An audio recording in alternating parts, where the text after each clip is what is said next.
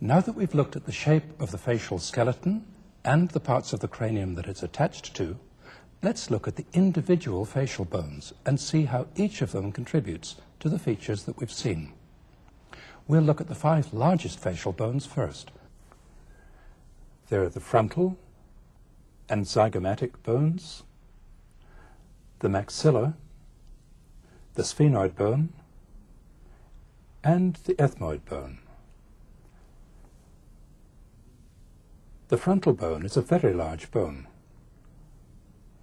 The lower part of the frontal bone forms the beginning of the root of the nose, the upper part of the orbital margin, a small part of the temporal fossa, and a large part of the roof of the orbit.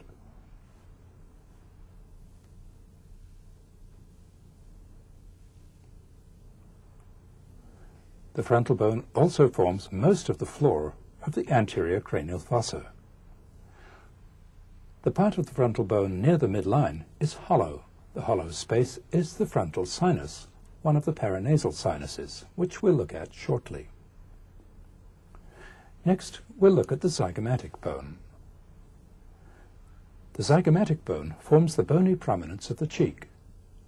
It also forms the lower lateral part of the orbital margin and this part of the lateral orbital wall.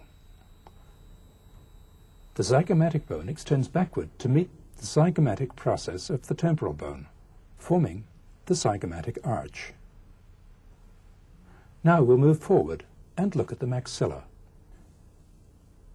Here's the maxilla. The right and left maxillae are joined together in the midline.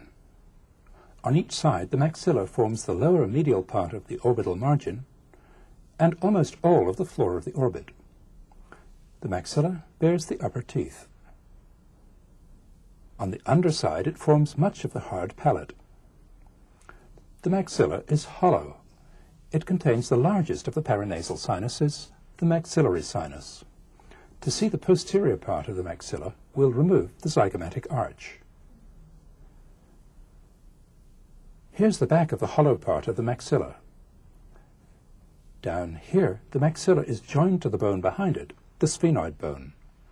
Apart from this attachment, the maxilla is separated from the sphenoid by this impressive cleft, which has a vertical part and a horizontal part.